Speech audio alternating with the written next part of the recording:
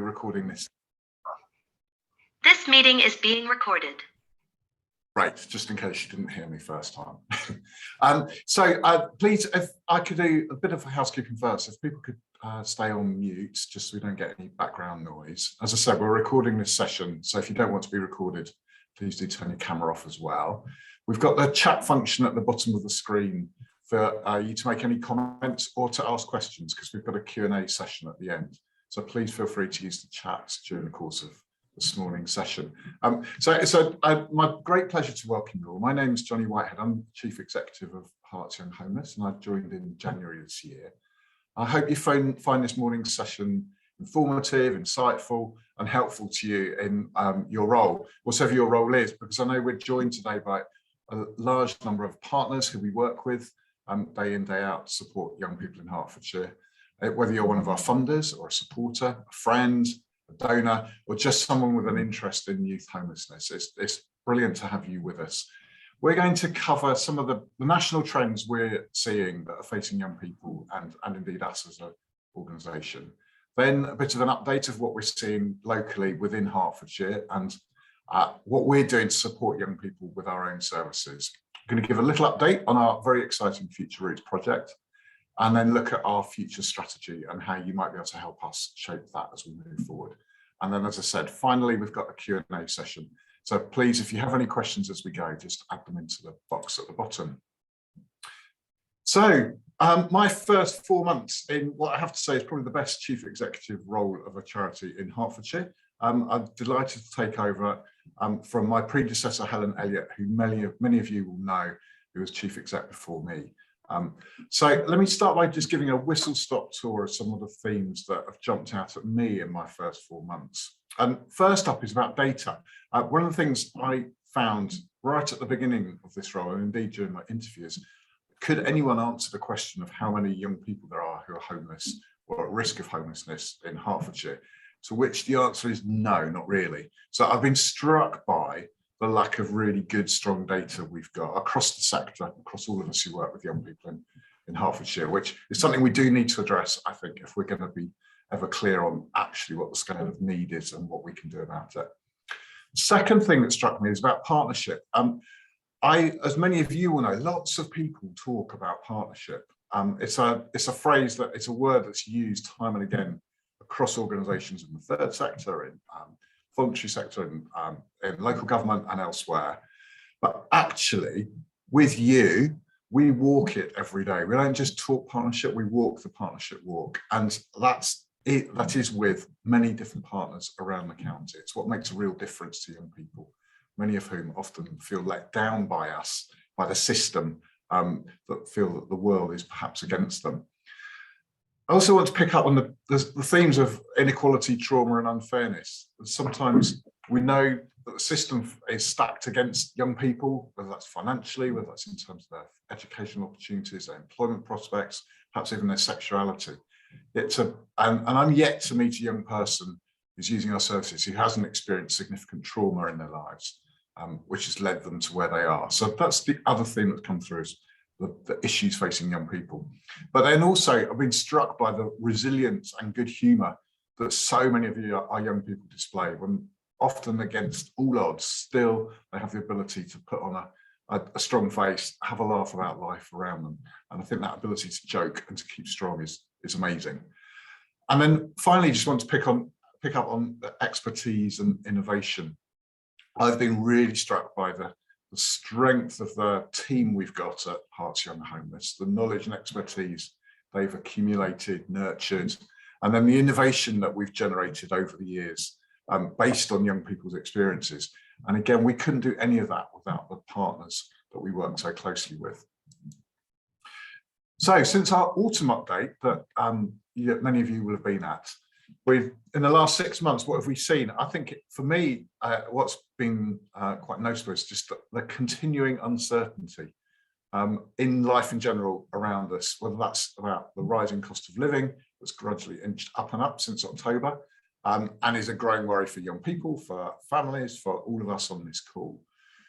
Obviously, we've got the impact of Ukraine and the disaster that's unfolding there. It's globally unsettling, and we know that we've got refugee families arriving in Hertfordshire And it does make me wonder what are we going to do as a system collectively when some of those relationships break down, particularly between refugees and their host families. And many of us on this call will be there to support people when things inevitably go wrong for some people, for some young people in particular. Then we're also facing, as many of you will be, a very tight labour market. We're a people organisation. People are at the centre of what we do, and the ability to recruit, whether that's paid staff or volunteers, is really difficult, and increasingly so, particularly, I think, for organisations like ourselves that around the edge of London, where as we've had increase in hybrid working, it becomes easier and more attractive for people to take jobs in London, whereas before, often for childcare reasons, they'd have stayed working locally.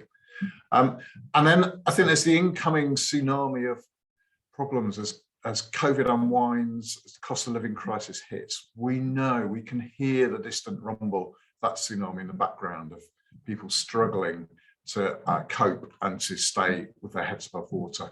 We know it's coming, we know it's going to hit. We're not quite sure where or when or how it's going to hit. So it's very much a known unknown. And then finally, we have to talk about COVID. Obviously, it's been a huge feature of everyone's lives. And the Charity Commission did a survey of charities, about 2,000 charities in the autumn last year, asking them to say what the biggest impact of COVID had been on their service users and beneficiaries. And I thought it was interesting here that loneliness comes out top, 47%, closely followed by some growing problems around anxiety and mental health, people's hardship, their concerns about employment, and ability to access food. And of course, I think if we were doing this survey now, the fuel poverty would have risen up that level, up that list as well. But those are some of the big issues we're seeing, charities are seeing across the country, across all sectors, and they resonate as problems that we see locally as well. We also have widespread evidence that youth homelessness itself is on the increase across the country. So there's 3 quotes pulled out here from reports from Centrepoint, from Crisis, and from the Centre for Homelessness Impact. The Centrepoint study is interesting about what's happened in the 5 years to 2021, with a significant increase of about 40% in youth homelessness, and particularly the note on Black and minority ethnic households, which is something we know we're seeing in Hertfordshire as well. And then the Crisis report showing that their estimate with Heriot-Watt University is that we've about 33% increase in homelessness coming over the following 5 years. And meanwhile, if you ask young people what their experiences of it, the final quote there from the bottom is a staggering 47% of young people. It's nearly half young people who've either experienced homelessness themselves or seen it with their friends or their family. And that's increased significantly since 2020. So we see youth homelessness increasing across the country. And we know at the same time that life itself is getting tougher for young people, isn't it? The pandemic has messed up 2 years of their lives, whether that's in terms of lost schooling, whether that's diminished employment opportunities, or just the time and the space to have fun, to enjoy life, not just to live life for its own sake, but to enjoy life and to have a fun time. We also know they, like many other people we see around us, have got less money in their pockets, whether that's from impact on benefits or wages or employment opportunities. But what we've pulled out on here is the particular impact we know young people and their families, if they're still living with their families, have got around, if they're private renting. So 69% of private renters on low incomes have said they're going to be forced to be going without food and heating at least 1 day a week. And that was a piece of work that Crisis did in just a couple of months ago in March. It's also getting tougher in terms of their mental health. I sometimes worry that mental health has become one of those phrases that gets used all the time. It's almost devaluing its currency, but it's a significant issue. We all know on this call, I think, how the problems are increasing in terms of referrals to NHS services, how many of our colleagues who work in CAMS and other mental health services are struggling to cope with the demand that's coming through. It's a significant issue across the country. And I think that that impact also applies for the adults in young people's lives, whether that's the adults they live with, perhaps their older siblings or their parents or their carers, but also, as with many of you, the professionals working with them are also struggling, particularly coming out of COVID. So whether that's people in NHS, youth work, social work, the adults around these young people are also under pressure. And I don't think we should minimise the impact that might have. So what lies ahead? Certainly for any other colleagues on this call who are from charities will know that there are significant fundraising charities, and the NCVO, the National Council for Voluntary Organisations, has predicted that fewer people are likely to be donating to charities in 2022. Now, I'm not saying that because we're trying to garner sympathy, but just to make the point that as a charity, we need to generate the funding to do the services and the wonderful activities we need to do with young people. So there's a reason why it's important that we can bring in that funding. So it's something we need to manage as an organisation over the coming 6 to 12 months.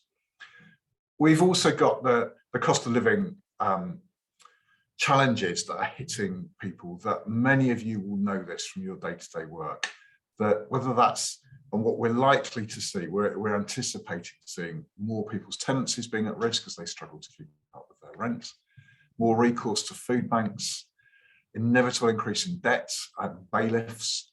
And we just wonder whether those just about managing, I don't know if people remember the phrase that was probably 5 or 6 years ago was brought into national debate about the families are just about managing, the jams.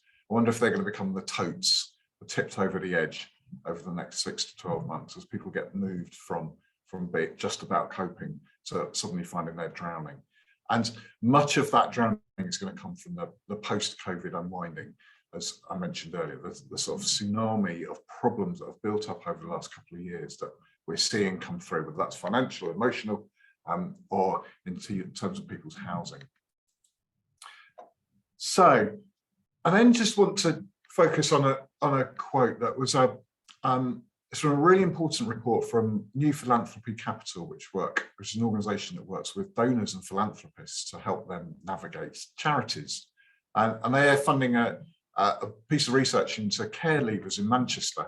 And so I know we work with many care leavers day in, day out, but I think this quite applies to more young people than just care leavers. And I think it strikes to the heart of what we do at Hearts Young Homeless. So think back to when you left home. Do you remember the lessons you had to learn as you became independent? Lessons like how to find a house, how to set up the bills, how to understand your taxes, how to manage your money, how to cook, how to do the laundry, how to get a job. The list goes on. Now imagine trying to learn all of that with nobody to guide you through. And that's where the absence of a parental figure can make that transition to independent adulthood daunting and difficult. That gap in many young people's lives is something that we know we feel, and we know many of you feel day in, day out. But I just thought that quote brings to life the reality of what we all know as we went through the transition from young people to adulthood. And that's what we're doing so much to support young people to in the current times and in the months and years ahead. So that's my whistle-stop tour around what I've seen over the first few months. I'm now delighted to hand over to my colleague, Sally Scott, who many of you will know and have worked with really closely for many years. So Sally Scott is our Director of Services. She's going to talk to you about what's happening locally and what we're doing about it in Hertfordshire. So I'm just going to literally vacate the chair and let Sally move over, and I will see you later. Thank you.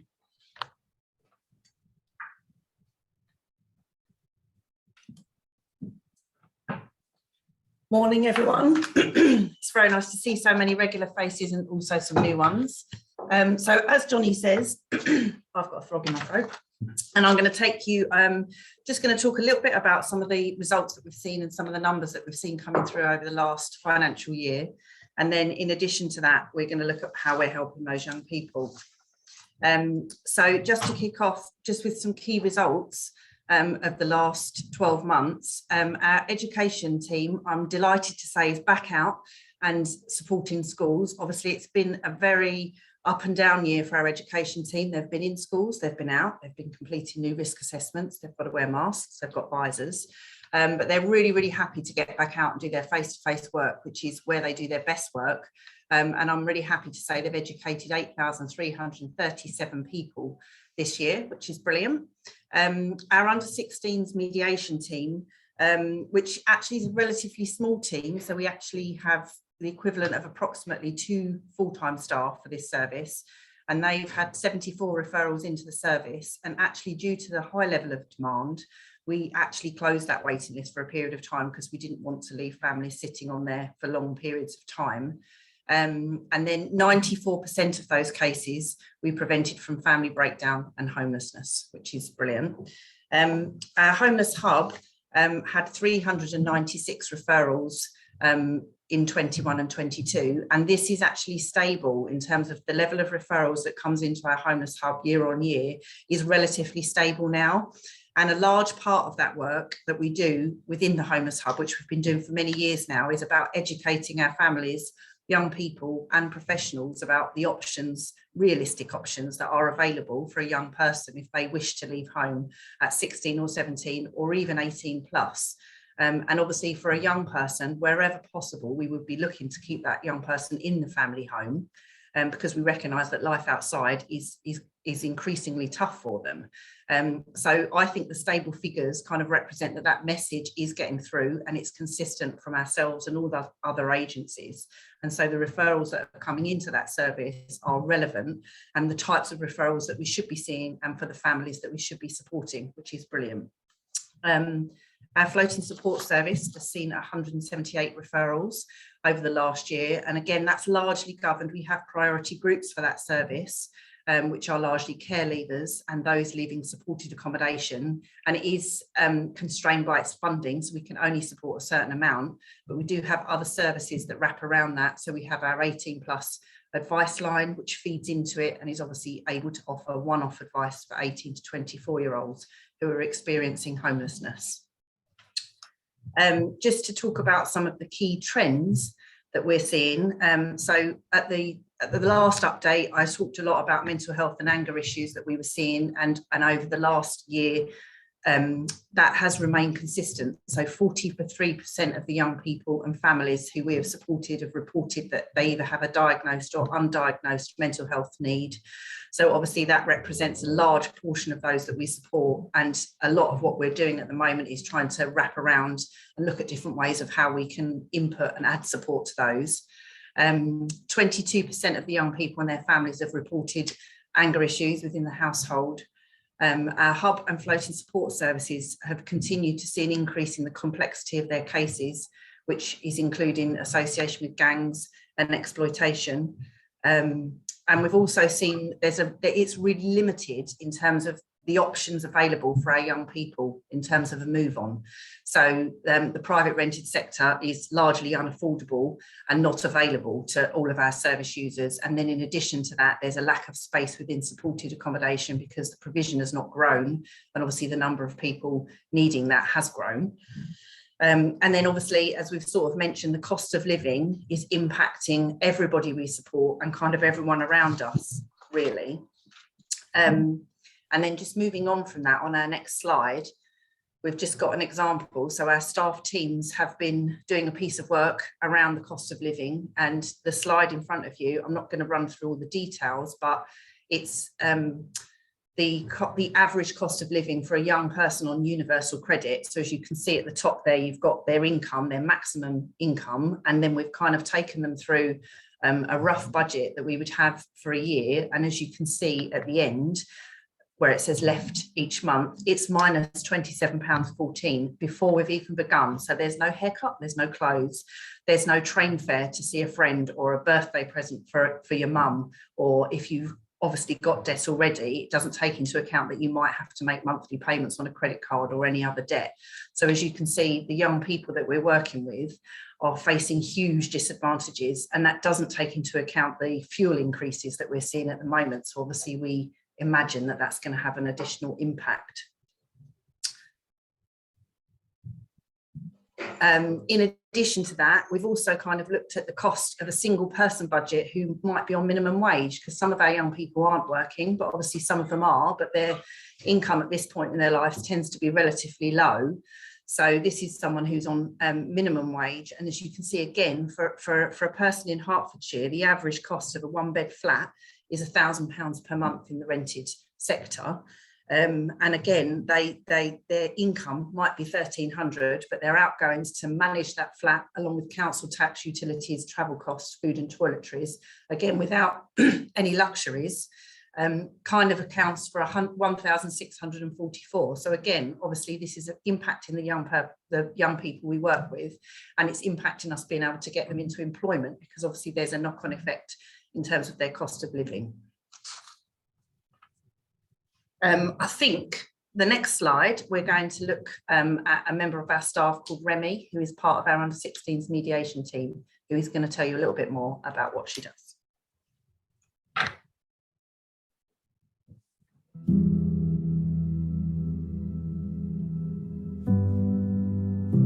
The family that were referred to us was for a 12-year-old girl named Sarah and her mum, and they were referred to Hearts Young Homeless for family breakdown by the school family worker. Before doing a joint family session, we always meet with the young person and the parent individually.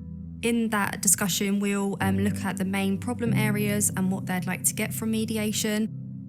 The main issues identified with Sarah's family was little respect, both of them wanting more communication and to spend quality time together. In the family session, Sarah explained to Mum that she was worried that she was going to be pushed aside in terms of her new relationship with her boyfriend. So we looked at different relationships and how Sarah could feel more secure in her relationship with Mum. So in the first family session, we did something called a prompt list. And a prompt list is basically a series of statements based on emotions. So it will say, I feel happy when, I feel sad when, and then it's up to both Sarah and her mum to complete the statement. So the main findings from the prompt list was that Sarah was quite shocked as to how her mum felt quite left out, as when Sarah goes to stay at her dad's house at the weekend, she always has fun there, and then when she returns home, Mum felt that then Sarah was never interested in doing anything with her. We made a mind map and looked at realistic things that they can do to spend time with each other, and that was baking and playing board games with each other. In the next family session, we looked at something called a recipe for a relationship, which uses the analogy of a cake to look at the key ingredients in a relationship. So the key ingredients for Sarah and Mum was respect, love, and spending time together without any distractions. In the closure session, both Mum and Sarah said that they were quite sad that mediation was coming to an end. They both found it a really safe space to have open communication with each other and to discuss things that perhaps they wouldn't have discussed at home. They both said that they'd improved communication with each other, had a better understanding of each other's feelings, and also prioritised spending more time together.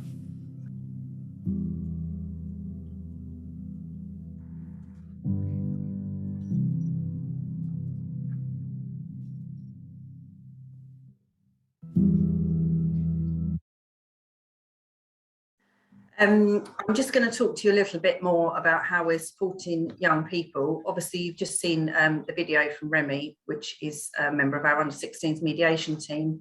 And obviously at Hearts Young Homeless, a large part of what we do is obviously trying to focus on early intervention and prevention, because obviously we want to get in there early before things are broken. And obviously that gives us an opportunity to do some really powerful work with the families and hopefully stop them entering a crisis situation later on. And our under-16s mediation service, we've kind of shown that only 24% of those that we support through under-16s actually go on to access our homeless hub, which represents how important and how beneficial our early intervention work is at Hearts Young Homeless. So as a result of that, obviously we are now looking for additional funding for our under-16s mediation team so that we can continue to support as many families as possible in an early intervention way. And also we are continuing to support young people and families with their mental health needs. So we have got our existing contracts that we run. And then in addition to that, we kind of are looking to wrap around those services. So we have a dual diagnosis family link worker who you'll hear from in a little while. And in addition, we'll be introducing a family worker into the Homeless Hub, which again is to kind of promote our early intervention agenda and to try and get in and engage and support with our hard to reach families before it reaches complete breakdown. We are also, as you've recognised, a lot of our staff are seeing that the families that they are working for are experiencing some form of anger within the household, and as a result we have trained all our staff in anger management, and actually our education team have also been trained in that and are now adapting their workshops to deliver parts of that into schools, because obviously it's really, really important that we reach our young people at an early point. And then we're also continuing to build meaningful partnerships with other agencies. We are very mindful that as a small organisation in Hertfordshire, this is not something that we can achieve on our own, and often these things are best achieved with partnership working. So we're looking to work with our partners wherever possible so that together we can deliver the best package of support for young people and families across Hertfordshire. In terms of the hardship that we're seeing for the young people and families we support, we're also setting up a hardship fund, because we recognise that a lot of the young people that we work with are going to potentially be at higher risk of eviction due to the financial concerns that they're now going to see over the coming months, and obviously we want to be in a position to be able to support that. And in addition, we're happy to share those resources and anything that we find with our partner agencies so that we can have a uniform approach in trying to support that group of young people. We're continuing to explore innovative options with our partners with regards to move on for young people, and expanding the idea of our Future Roots project, which I'm going to talk to you a little bit more about in a minute. As I've mentioned, we want to develop and share our resources via our website and social media. So we have a lot of resources that we share. We've got a lot of messages that we want to get out there to our families and young people that we support. And we put most of those on our website and share that on our social media so that our partners also have access to that, so that they can in turn share that. Because obviously we can then expand our reach to the young people that need it. We're investing in our EAP scheme for our staff and other staff wellbeing initiatives. And in addition to that, we are introducing reflective practice and kind of adopting a clinical supervision model so that we're able to support our staff in a robust way so that they continue to work with the families in the way that they do. And we're hoping to provide a supportive and flexible platform with regards to hybrid working and other ways that we can support the staff team when they return to the office. I think this is just a couple of the resources, just to give you an example of the resources that are on our website. So we have various different themes that we adopt over the course of the year. So obviously these ones are what to do if you're feeling angry. So it's just tips and hints that we can share with our young people, partners and families, and reminding people about spending quality time with their teenager. Obviously, when you're in the height of a crisis, they're really simple things that often we would forget. So it's just a really easy way for people to kind of look and see what they could do. I think we're now going to hear from Jacob, our dual diagnosis family worker. I'm Jacob Hobbs. I am a dual diagnosis family link worker, and my job is funded by Children in Need. So my role involves working with young people or working with adults. It can be both, but there would have to be a young person involved in the case. And I would meet with the family, whoever was struggling, and teach them about coping mechanisms for their mental health, or if they were struggling with substance misuse, I would help them with coping mechanisms or building new habits and things like that.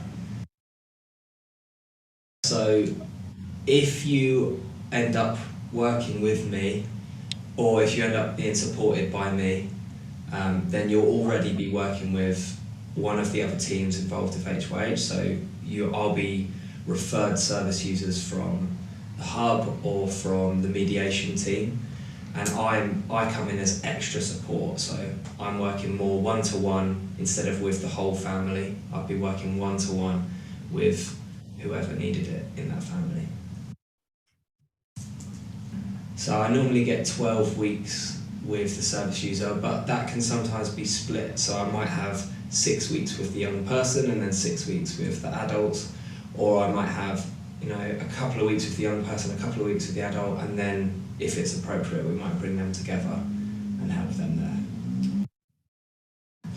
Yeah, so we would normally start off with an activity that sort of sets the tone for the whole 12 weeks that we'd work together.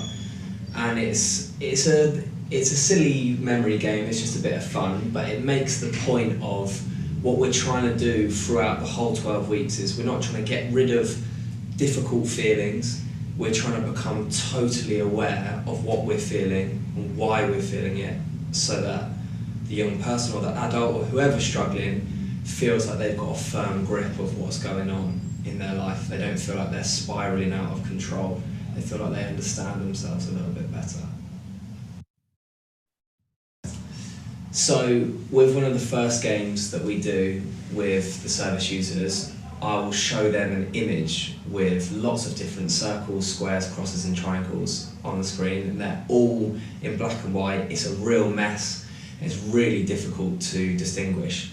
So what I get the service user to do is I give them 30 seconds and they've got to count all the shapes as quickly as they can, and they've got to remember them all separately. At the end of the 30 seconds, normally they've got barely any answers, and that's the idea. It's supposed to be too difficult. That's the point.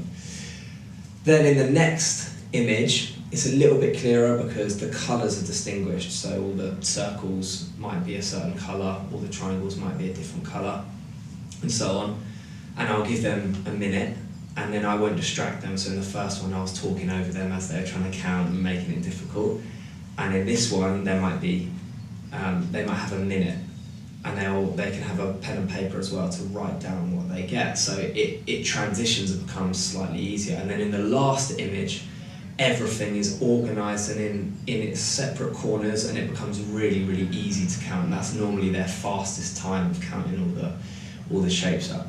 And the point is that taking time out away from distractions, often having a pen and paper and journaling, and all these different techniques that we're going to learn across these 12 weeks help organise people who are struggling with their mental health. It helps organise their thoughts. And even if you're not struggling with your mental health, it's just a good thing for us as people to do, to take some time out, have a real think about how you feel, and organise your mind in a way where things feel a lot more manageable.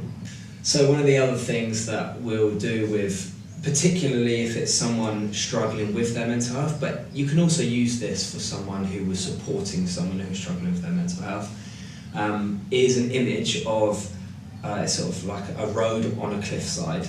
And we look at the image and we sort of assess how the road is set up in order to keep that drive safe, because obviously it's quite a precarious drive, even though it's a beautiful image.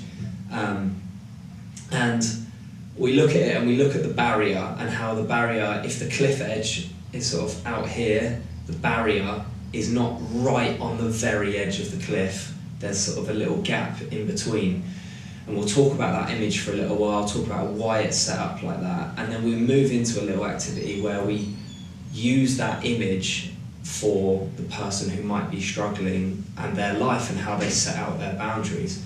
So often I feel like with people that I'm working with, they'll get to a crisis point and then realise, oh my word, I'm in real trouble here. Whereas the image helps prompt us into a way of working our lives where the barriers aren't right off the edge of the cliff where there's irreversible damage and there's a car crash. It's more, okay, if I knock into this barrier in my life,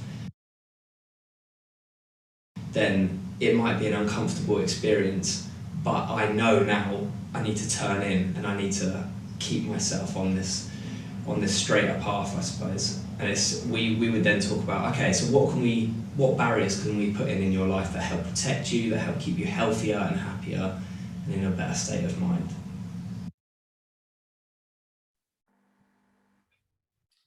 And I think hello, technical glitch there. Moving on.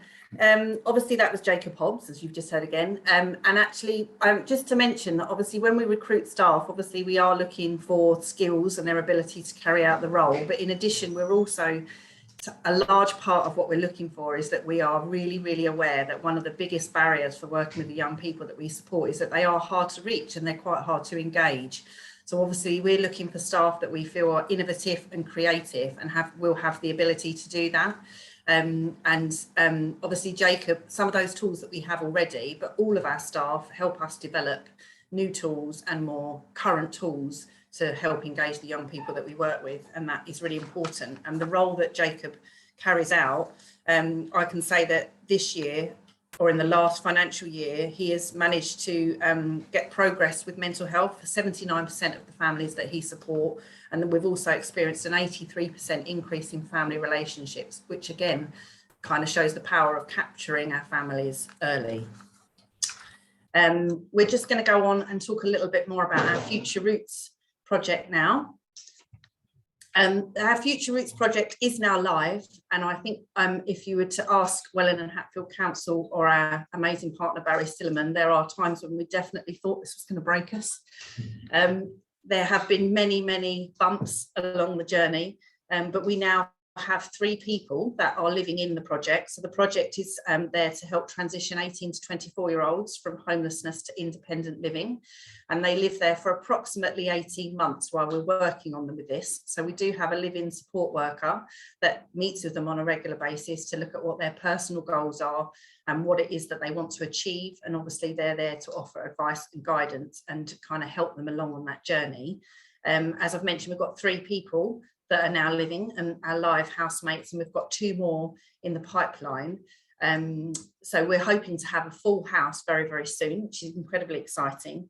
Obviously, we've had our aim for that project is that a young person will actually be in employment by the time that they leave and ready to manage a fully independent budget, probably within a shared house in the private rented sector. And obviously we will help them make that transition. And I think we've got a video to just show you a little bit more about it.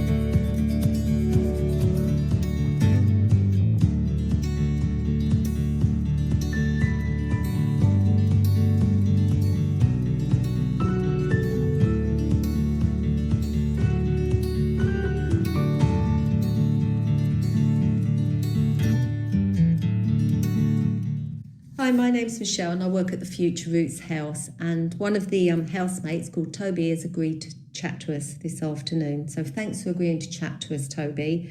And I just wanted to ask you a few questions. And the first one was, why did you decide to move to the Future Roots house? I decided to move to Future Roots because it felt like an opportunity to get my life back together. It feels safe because there are only a few people here. When I was in the hostel, there were up to 60 people. That's a lot of people to live with, isn't it? It is. What do you think the benefits of living here are? Since there are fewer people, it is easier to access support while staying here.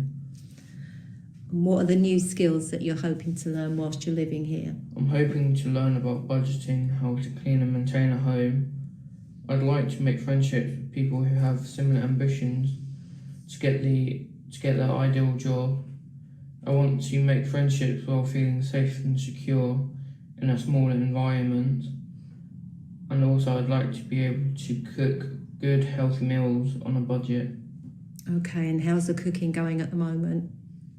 It could do better, but it's going well. Okay, I enjoyed that chili that you cooked. That was good, huh? Yeah, it was good. What do you like most about living in the house? I like the garden. It's a chill area to socialise and to relax. I enjoy looking after the garden by watering it and getting rid of the weeds. Garden looks nice at the moment, doesn't it? You worked hard out there. So finally, how do you think HYH will be able to help you? To enable me to develop independence, skill, so when I leave here, I will be able to achieve the goals that I have set myself. Thanks, Toby. That's all right. Hi, it's Vicky from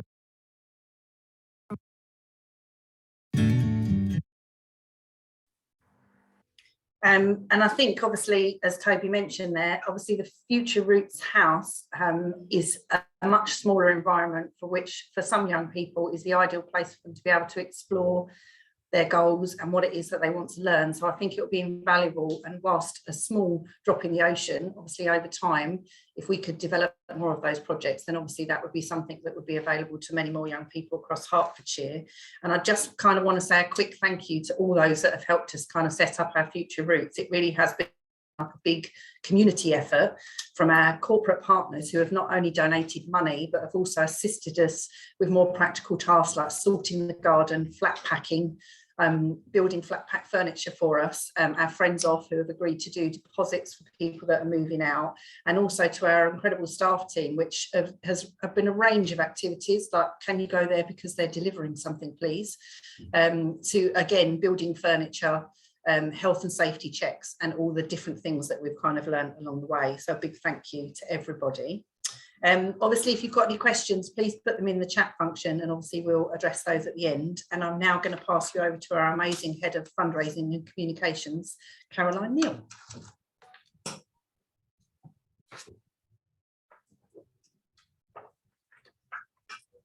So thank you, Sally. As Sally mentioned, my name is Caroline Neal and I'm the Head of Fundraising and Communications for HYH. It's lovely to see so many of you this morning. Thank you so much for joining us. And I hope you found it interesting and inspiring this morning. What's difficult for us to convey through the screen is really the passion, the knowledge and the sheer hard work of our staff, and that desire that they have to help young people who are often in very difficult situations is really what motivates all of us in the fundraising team.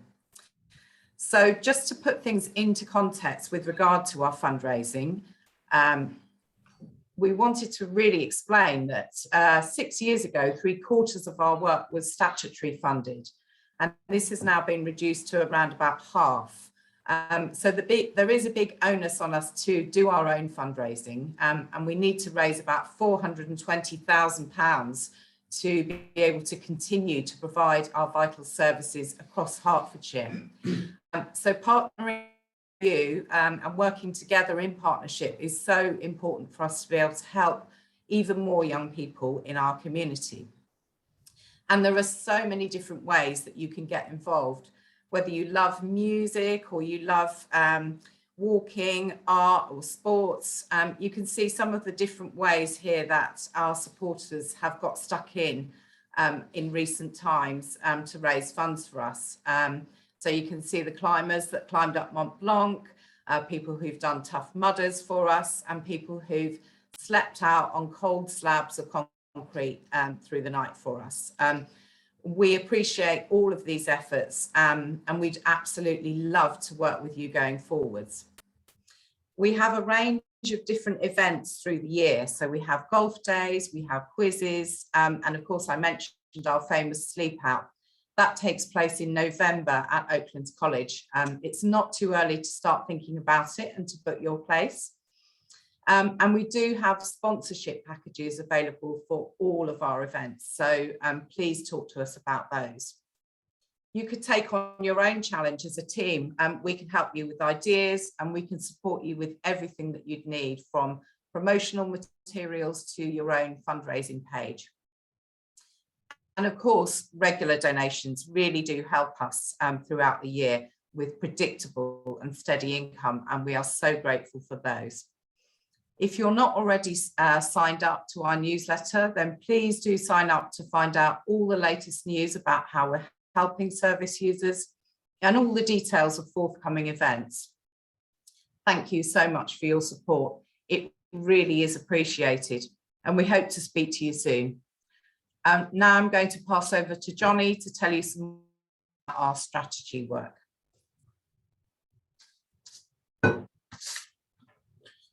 Great, thank you, Caroline. That's so important to hear about all of that as well. So just a couple more minutes from me, and then we're going to open up to questions. So if there's any other questions people want to ask, then we'll be able to cover those in a couple of minutes, and we will definitely finish by past for those of you who've got busy diaries. But I just wanted to talk a little bit about our work we're doing at the moment to refresh our strategy. And the reason why I want to raise that is we want your help with this. So we'll be getting in touch with you over the coming days and weeks to get your help for us about what we should do over the next few years. So there's a number of questions we're going to be posing, and obviously there's the sort of what have we done well and what could we have done better, and therefore what we should do next. So we work in partnership with lots of you on virtually every single project we do. So we also want to know, what are we like to work with? We hope we're good partners, but we want to know if we could be better. And then I talked about data right at the beginning. So certainly one of the issues for us is how many young people are at risk of homelessness. And we know various people on this call, various people we work with have different data sets. And I think there's more we could do to join those up to better understand the scale of need out there. And then finally, something that we've always put at the heart of our mission as Hearts Young Homeless is about talking to and working with young people and giving them a voice in what we do, but also giving them a voice externally through a number of the projects we've been running over the years. And I personally think that's a crucial part of our existence, and I want us to be able to do more of that, not just as we develop the strategy, but over the coming years as well. So us finding out what it is that young people want from us and from you as partners we work with is a really important part of what we should be doing. So we'll be in touch in the coming days and weeks to seek your views, and please do, I thank you in advance for the time you can give us to help engage with us about what we should be doing next. So that's it in terms of the slides. We're now going to move over to questions and answers, and we have a little bit of a tag team going here. So do we have the first question? The first question is, what are the support costs for Future Routes service charge? Is it affordable? And that was from Laura Nundrum. So there's a question about support costs of Future Routes that hopefully people heard. We're going to do a little bit of juggling on the screen. I'm going to zoom off to the side. And Sally? Yes, we've worked very hard with our Housing Benefit Department at Welwyn and Hatfield Council to set up the agreed rent prices for the project itself. So when someone comes in and they're actually in receipt of benefits, they will receive housing benefit. And I don't know the exact end figure for our service charges, but they are in line with our supported accommodation partners and the rest of the sector. So we have made them affordable. In addition to that, obviously, we recognise that when someone works, obviously they're on minimum wage invariably to begin with, and obviously we don't want to then, obviously we'll lose housing benefit for that young person when they start working, so we didn't want them to be penalised for that. So we've actually tapered our rent systems to make it more affordable for that young person. So we're subsidising the rent costs once they start working for up to a period of 6 months, so that they can start to manage their income and manage their finances successfully before they have to pay kind of a full charge. So obviously we're subsidising it on their way out as well. So I hope that answers your question, Laura. So the next question is there enough provision for teenagers who are transitioning into adulthood? Goodness, Caroline.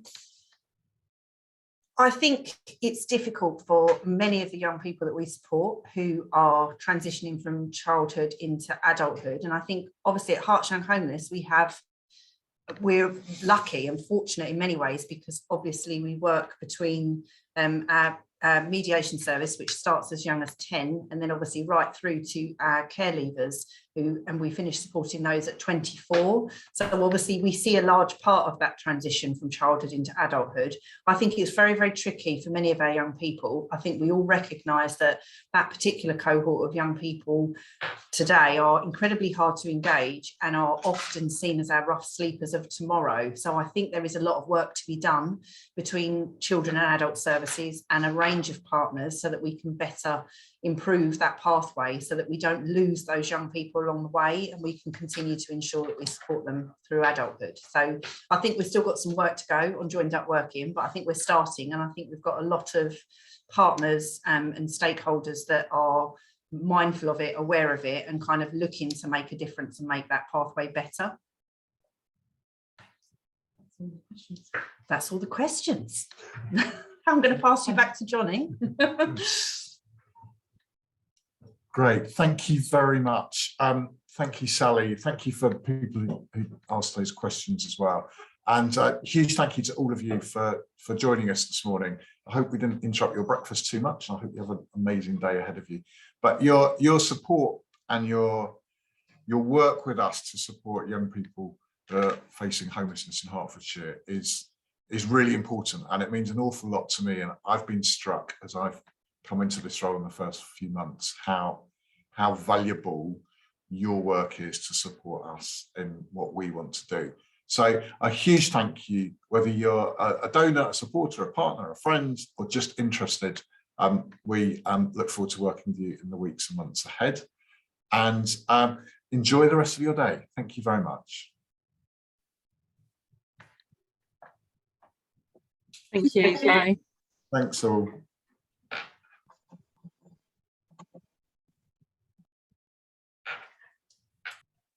Will you be sending a link to this so that we can send it to other supporters? Yes, I should have said we will send the slides out. I will send a link to the slides so you can share them. I should have said that before. Thank you for the question. And the recording will also be available. So thank you very much. Cheers.